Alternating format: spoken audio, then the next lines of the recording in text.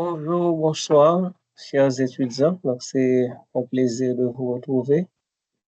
Nous allons aborder la deuxième phase de la glycolyse, phase qui comprend 5 réactions. Donc, c'est la phase de production d'énergie. C'est une phase où l'énergie est consommée dans la première phase va être restituée. Donc, c'est une phase de restitution d'énergie sous forme d'ATP. Donc, je rappelle que la glycolyse, c'est une voie métabolique irréversible qui comprend 10 réactions. Donc, ces 10 réactions se divisent en 2 phases. Il y a la première phase qui comprend 5 réactions, phase d'investissement, phase de préparation, et dans laquelle le glucose aboutit à la formation de 2 trioses phosphates, notamment 2 glycéraldéhyde-3-phosphate. Donc, la deuxième phase, c'est la phase où chaque triose phosphate, après 5 réactions, aboutira à la formation d'un acide pyruvique ou encore d'un pyruvate. Donc, au cours de cette phase, donc les groupes en phosphate des intermédiaires phosphorylés vont être libérés et ces phosphates vont être associés à l'ADP pour former l'ATP au cours de la deuxième phase. Donc, n'oubliez pas que la glycolyse, c'est l'oxydation incomplète du glucose, incomplète parce que le glucose composé organique aboutira à l'acide pyruvique au terme de ces 10 réactions, acide pyruvique composé organique. Il faut rappeler aussi que la glycolyse, c'est une voie métabolique extra-mitochondriale et c'est une voie métabolique qui se déroule en absence d'oxygène. Donc, que l'oxygène soit disponible, que l'oxygène ne soit pas. Donc, le glucose, les autres monosaccharides comme galactose, donc, métabolisation ou encore catabolisation commence toujours par la glycolyse. Donc, il n'y a pas sorti de là. Donc, le métabolisme, la dégradation des monosaccharides commence toujours par la glycolyse. Donc, maintenant, la première phase a abouti à la formation de 2 glycéraldéhyde 3-phosphate, 2 glycéraldéhyde 3-phosphate. Maintenant, ces glycéraldéhyde 3-phosphate, c'est eux-mêmes qui pourront en fait constituer donc la première et ou encore les produits, les substrats de la sixième réaction. De la sixième réaction, donc la première réaction de la deuxième étape. Et cette première réaction de la deuxième étape, c'est-à-dire les 5 autres réactions, mais cette première réaction, c'est une réaction d'oxydation. N'oubliez pas qu'on parle de l'oxydation du glucose. Et maintenant, ce qu'il faut dire aussi, et même si on parle de façon générale de l'oxydation du glucose, toutes les réactions ne sont pas nécessairement des réactions d'oxydation. OK? Et on a vu, il y a des réactions de phosphorylation, il y a isomérisation. OK? Donc, il y a aldolisation. Donc, toutes les réactions ne sont pas nécessairement des réactions d'oxydation. Et la première réaction d'oxydation est la sixième réaction, donc la première de la deuxième étape. Donc, à ce niveau, à cette réaction, à ce niveau, nous allons donc rencontrer des enzymes et appartenant à la première classe des enzymes, à savoir les oxydoréductases. Et vous allez voir que ces enzymes vont être associés à des coenzymes d'oxydoréduction, donc qui auront la charge, donc qui prendront en charge les électrons qui seront libérés lors de cette première réaction d'oxydation. Alors, je rappelle aussi que le fructose bisphosphate ou encore fructose 1,6 bisphosphate et suite à l'action d'une aldolase, donc avait été cédé en glycéraldéhyde 3-phosphate et dihydroxyacétone. Dihydroxyacétone n'a pas d'avenir dans la suite de la voie métabolique et par conséquent, dihydroxyacétone était isomérisé en GAP. Donc, ce qui revient à dire que donc, la première étape de la glycolyse donc, a abouti à la formation ou encore la synthèse de 2 molécules de glycéraldéhyde 3-phosphate. Donc, glycéraldéhyde 3-phosphate est substrat de la première réaction de la deuxième étape. Donc, ici, il s'agit de la réaction 6 qui consiste en la synthèse du 1,3-diphosphoglycérate. 1,3-diphosphoglycérate. Donc, le substrat ici, c'est le glycéraldéhyde 3-phosphate. Donc, maintenant, le produit, c'est 1,3-bisphosphoglycérate. Cela veut dire que au cours de cette réaction, il va y avoir l'addition de groupements phosphate sur le glycéraldéhyde 3-phosphate, notamment sur le carbone 1. Donc, à la différence des réactions de phosphorylation vues précédemment, la réaction 1 et la réaction 3 de la première étape. Donc, ici, le groupement phosphate ne provient pas de l'ATP, mais de préférence, le groupement phosphate est pris dans le milieu réactionnel. Okay? Le groupement phosphate ne provient pas de l'ATP, mais de préférence du milieu réactionnel. Donc, c'est le phosphate inorganique du milieu qui va être utilisé pour, en fait, former le 1,3-bisphosphoglycérate. Et cette réaction, c'est une phosphorylation, et je dirais, oxydative. Okay, c'est une phosphorylation oxydative ou encore c'est une oxydation couplée à une phosphorylation. Donc, la phosphorylation, c'est l'ajout, l'addition, la fixation du groupement phosphate sur le carbone 1 de glycéraldéhyde 3-phosphate. Le carbone 1 de glycéraldéhyde 3-phosphate, c'est le carbone de la fonction aldéhyde. On est ici à gauche. On est au niveau du substrat. Ok, vous voyez bien le substrat, il y a 3 atomes de carbone, la fonction aldéhyde avec un atome de carbone, carbone avec alcool secondaire, et puis CH2 qui est lié au groupement phosphate. Donc le carbone 1, c'est le carbone de la fonction aldéhyde.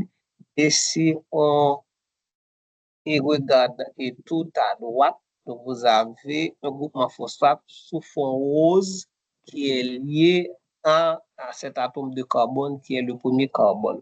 Donc maintenant, le degré d'oxydation du carbone 1 dans glycéraldéhyde 3-phosphate, c'est plus 1. Donc c'est plus 1. Donc le degré d'oxydation de cet atome de carbone, c'est plus 1. C'est moi identifié pour vous. Voilà, on est à ce niveau. Donc, le degré d'oxydation de cet atome de carbone, c'est plus 1. OK, c'est plus 1. Alors que de l'autre côté, le degré d'oxydation, c'est plus 2. Alors là, c'est plus 3. OK, donc c'est plus 3. OK, ouais. Donc là, pour passer de plus 1 à plus 3, donc là, il y a une augmentation du nombre d'oxydation de cet atome de carbone. Ouais. Donc, cet atome de carbone est passé d'un nombre d'oxydation de plus 1 à plus 3. Donc, cela veut dire qu'il y a effectivement une oxydation. Donc, cette oxydation est couplée à une phosphorylation. Donc, ici, il s'agit de la première réaction d'oxydation de la glycolyse. Comme il s'agit d'une réaction d'oxydation, mais cette réaction est catalysée par glycéraldéhyde 3-phosphate. Vous voyez? Donc, le nom de l'enzyme indique quel substrat et ensuite quelle réaction. Donc, la réaction ici, c'est une déshydrogénation et toute déshydrogénation correspond à une réaction d'oxydation parce que il y a perte d'hydrogène. Et si vous voyez bien, regardez bien, chers amis, donc dans la fonction aldéhyde, on avait C double liaison OH. Donc là, si on regarde de l'autre côté, donc on a point hydrogène dans les perdus. Donc cela veut dire qu'il y a perte d'hydrogène et perte d'hydrogène. Donc c'est perte d'électrons. Donc hydrogène toujours aller avec l'électron.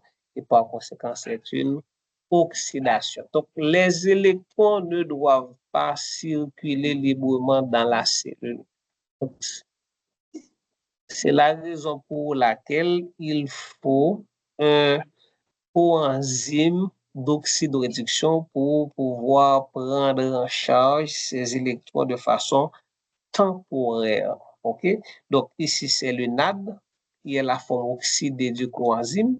Donc, le NAD, nicotinamide adénine dinucléotide, c'est la forme oxydée du coenzyme. C'est un oxydant. Donc, c'est cet oxydant qui va provoquer l'oxydation. Donc, l'oxydant va recevoir les électrons, les électrons issus de glycéraldéhyde 3-phosphate et en acceptant les électrons avec les hydrogènes, donc les transformer en NADH, H+. Donc là, il capter 2 hydrogènes avec 2 électrons. OK, donc ici, le NADH, c'est la forme réduite du coenzyme, alors que le NAD+, donc c'est la forme oxydée du coenzyme. Donc la forme oxydée, c'est l'oxydant, la forme réduite, c'est le réducteur. Donc ici, on dit en bas, on oxyde la fonction aldéhyde en fonction acide, effectivement. Vous voyez, donc on avait à gauche une fonction aldéhyde. Après la réaction, la fonction aldéhyde est convertie en fonction acide. Vous voyez bien, C double liaison, C liaison O, c'est une fonction acide. Et c'est la raison pour laquelle ce composé s'appelle 1,3-bisphosphoglycérate. Okay? On pourrait dire acide 1,3-bisphosphoglycérique. OK? Donc là, on dit acide 1,3-bisphosphoglycérate. Donc, c'est la base conjuguée de l'acide 1,3-bisphosphoglycérique. Oxydation couplée à la phosphorylation, on en avait déjà parlé. Formation d'une liaison anhydre acide. OK, donc la liaison COP, donc c'est une liaison anhydre, donc absence d'eau. Donc là, il n'y a pas d'hydrogène et qui éventuellement pourrait associer avec l'oxygène pour former de l'eau. Donc c'est une liaison anhydre. Donc cette liaison, c'est une liaison anhydre d'acide riche en énergie. Donc cette liaison, c'est une liaison riche en énergie. Cela veut dire que sa rupture peut libérer une grande quantité d'énergie qui pourront éventuellement servir à la synthèse de l'ADP, de l'ATP à partir de ADP et un groupement phosphate.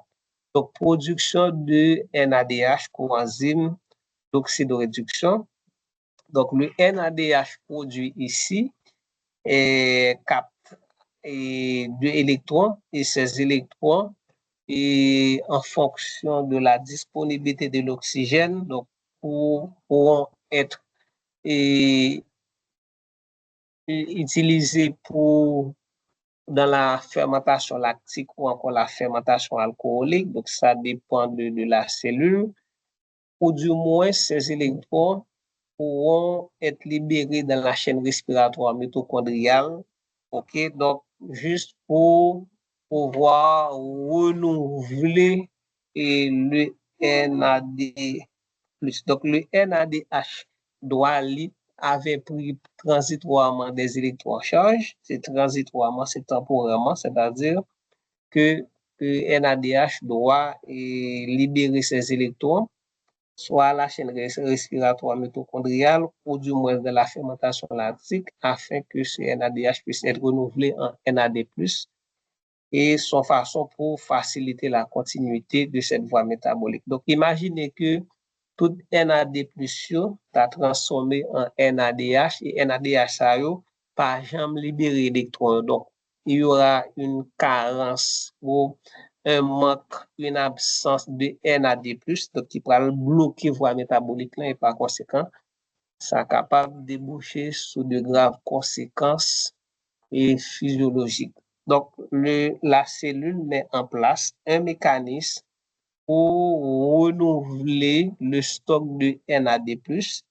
donc le NADH qui préalablement avait accepté des électrons, donc pour libérer quelque part pour pouvoir redevenir NAD+, et le renouvellement de NAD+, donc va faciliter la continuité donc, de la glycolyse.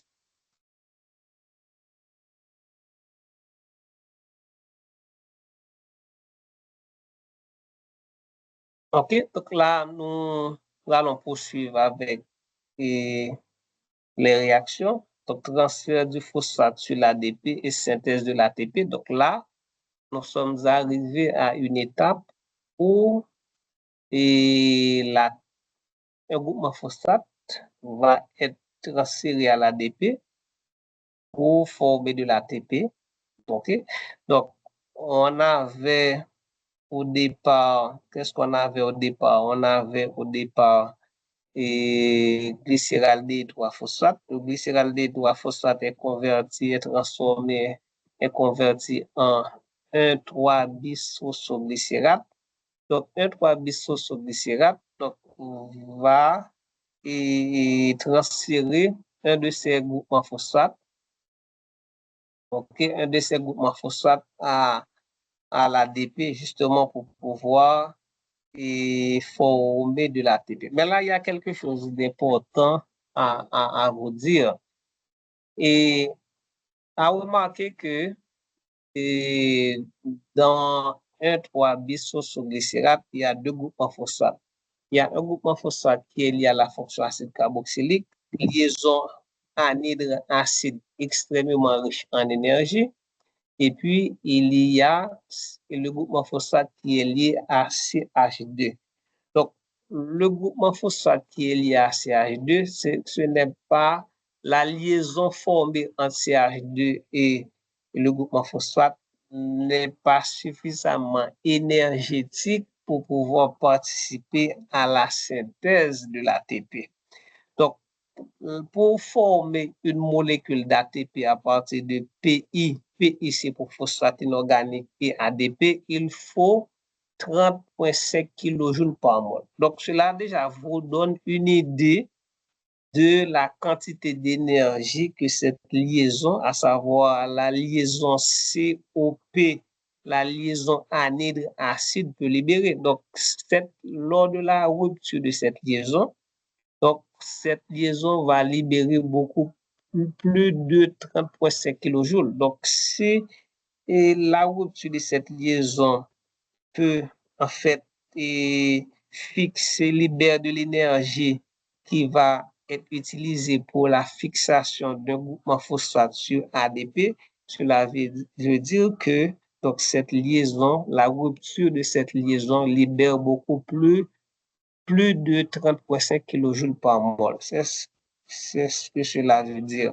Donc maintenant, pourquoi cette liaison? Justement, c'est pour cette raison que c'est cette liaison qui va être hydrolysée, qui va être brisée parce qu'elle peut fournir de l'énergie et justement pour fixer un groupement phosphate sur ADP. Non seulement le 1,3-biphosphone fournit le groupement phosphate, mais elle fournit aussi de l'énergie à fixer le groupement phosphate sur ADP, adénosine diphosphate. Donc, ici, cette réaction est catalysée par phosphoglycérate kinase. N'oubliez pas, quand vous avez kinase, ce sont des Ce sont des enzymes, ce sont des transférases.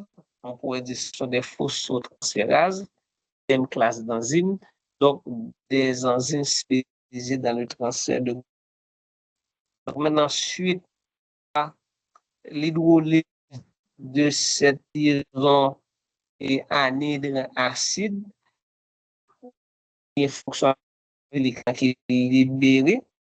Et puis le groupe en phosphate est transféré à ADP plus phosphate à ATP. Donc, c'est réaction, une réaction de laquelle donc, il y a action.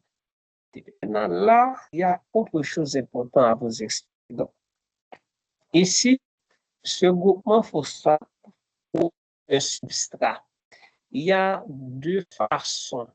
La cellule, et ça, dans la vidéo de, de, de, du cours sur la bioéthique et le métabolisme.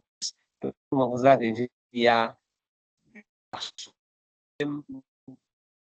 ATP pour la cellule de défense, soit par phosphorylation pour substrat ou oxydatif. La relation cela veut dire que c'est un substrat qui fournit et le groupement phosphate. Comme ici, c'est un substrat qui fournit le groupement phosphate. Donc là, c'est la phosphorylation au niveau du substrat. Donc, ou du moins, le phosphate pourrait être dans le milieu. Donc, ici, c'est la synthèse de l'ATP ici est réalisée, effectuée à partir d'une phosphorylation au niveau du substrat. Ça veut dire que c'est un substrat. Le substrat ici, c'est 1,3-bisphosphoglycérate qui est fournisseur du groupement phosphate et aussi fournisseur de l'énergie sur l'ADP. Donc, ça, c'est l'action au niveau du substrat donc, qui a abouti à la formation d'une molécule d'ATP. Donc, on est à la 7e.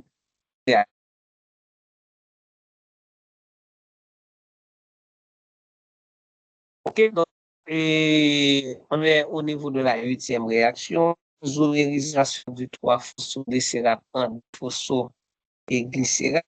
Donc, on voit que l'objectif c'est du fort, acide pyruvique. Et heureusement, c'est qu'on a ça, on fait pas de ça. Mais le départ, prendre et quoi réaction et travail de telle sorte qu'on arrive à la pyruvique. Donc, c'est pyruvique, c'est CH3, CO, CH3, CO, CH3, qui va et CH3, CO, CO au moins. Ouais, donc on avait une fonction aldéhyde convertie en fonction acide carbonique. Donc, on a mis la fonction acide carbonique. Maintenant, il nous faut CH3 et il faut la fonction cétone. Il faut CH3 et la fonction cétone. Donc, dans cette réaction, en fait, qu'est-ce qui va se passer? Il va y avoir une isomérisation. Donc, le groupement phosphate ici pose problème parce que ce groupement phosphate donc, ne peut pas être utilisé pour la synthèse d'ATP. Donc, qu'est-ce qu'on va faire? Donc, on va transférer ce groupement phosphate carbone 2. Donc, par contre, là, on va utiliser une phosphoglycérate mutase. Donc là, nous demandons pour que ça soit kinase. Utiliser donc et un groupement phosphate à déplacer à l'intérieur d'une même.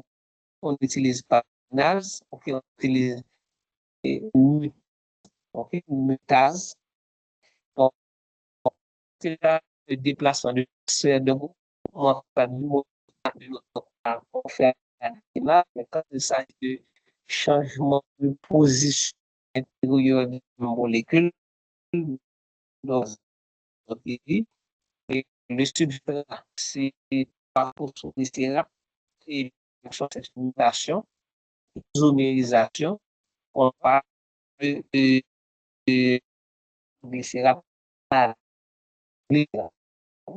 Donc, justement, et le travers de comment va et transformer CH en fonction. OK? Donc, à partir de il va y avoir une génération, il va y avoir des nations, on va voir la suite.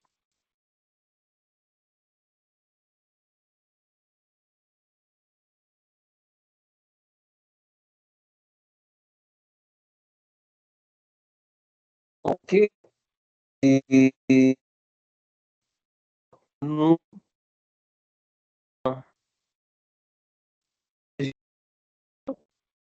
devient réactif, c'est la déshydratation du phénol qui va passer l'énergie qui va à la donc l'oublier formé dans la base des réactions et puis la neuvième réaction pour que les OH bonne 3 bonne et combiné pour former une molécule d'eau qui a une déshydratation et comme vous le savez donc en déshydratation dans chaîne carbonyle la parodie là donc le composé enzyme c'est énolase ou énolase N ok énolase on obtient énol qui va énol énol qui va oui ça énol c'est oxygène donc c'est pour la double liaison ici all ouest et c'est l'oxygène qui est là, c'est cet oxygène-là qui on parlait de pyruvate. Maintenant, dixième réaction,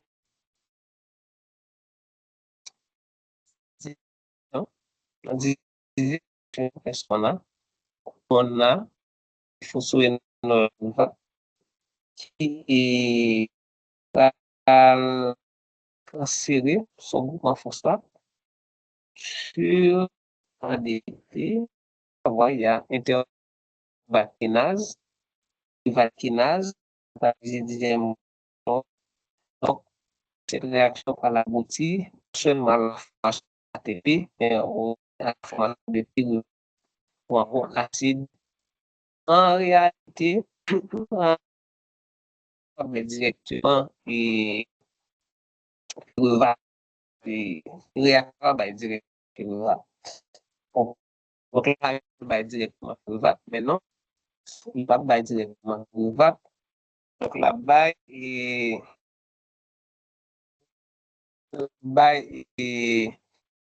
énol là-bas c'est énol pyruvate ok là-bas il y a énol et pyruvate énol pyruvate qu'on a c'est énol pyruvate là qui prend et isomériser pour bail et pyruvate ok qui prend isomériser pour bail pyruvate pour encore pyruvate là nous sommes à la toute dernière réaction donc dixième réaction pour que gagner et un acide pyruvate ou encore un pyruvate formé et à partir de un glycéraldéhyde. Ne pas oublier que et à la cinquième réaction, on avait deux glycéraldéhydes, trois phosphates. Donc, cela veut dire que donc, si l'on tient compte de ces deux glycéraldéhydes, trois phosphates, donc il faut se dire à cette étape, on n'a pas obtenu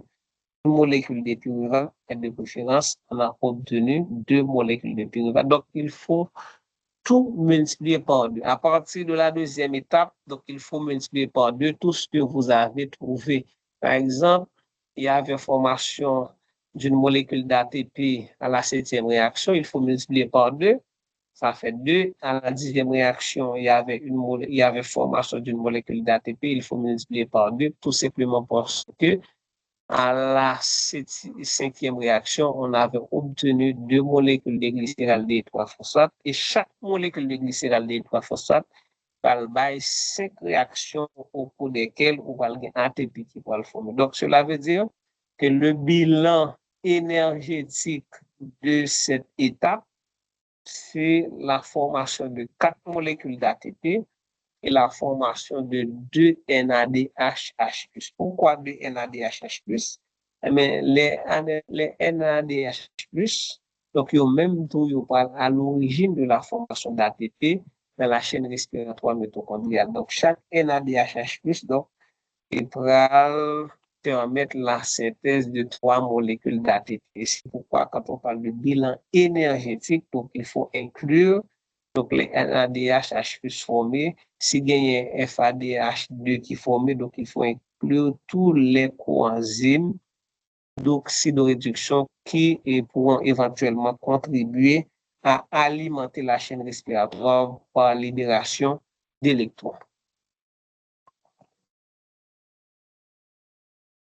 Là, c'est des explications, transfert de phosphoryl par une phosphotransférase, réaction irréversible. Donc, toute réaction irréversible, pas oublier que c'est des réactions qui participent dans la régulation de la voie métabolique.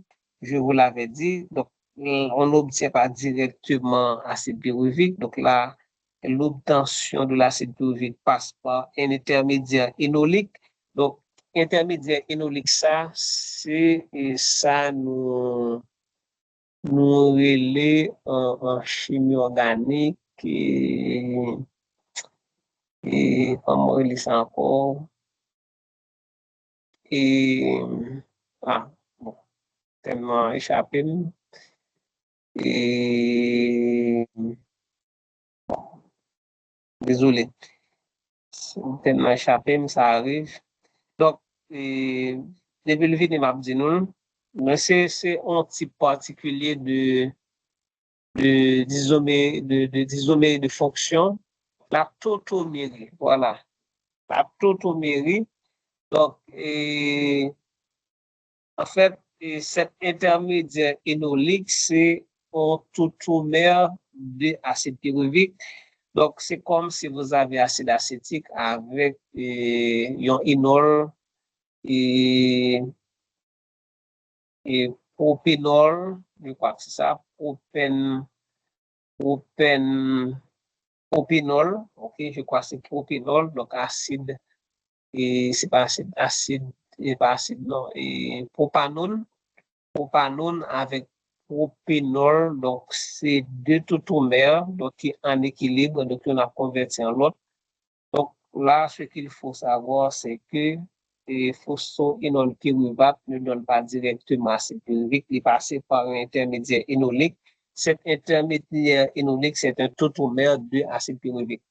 Donc, réarrangement spontané en la forme cétonique, ouais, on avait une forme énolique qui pourrait convertir de façon spontanée en la forme cétonique. Donc, il y a production de l'énergie ATP et encore c'est par phosphorylation au niveau du substrat parce que c'est phosphoénol qui fournit le groupement phosphate. Et puis, dès que vous avez ATP ou des groupements phosphate, donc il faut un ion métallique, magnésium ou manganèse pour contribuer à la stabilisation des charges négatives.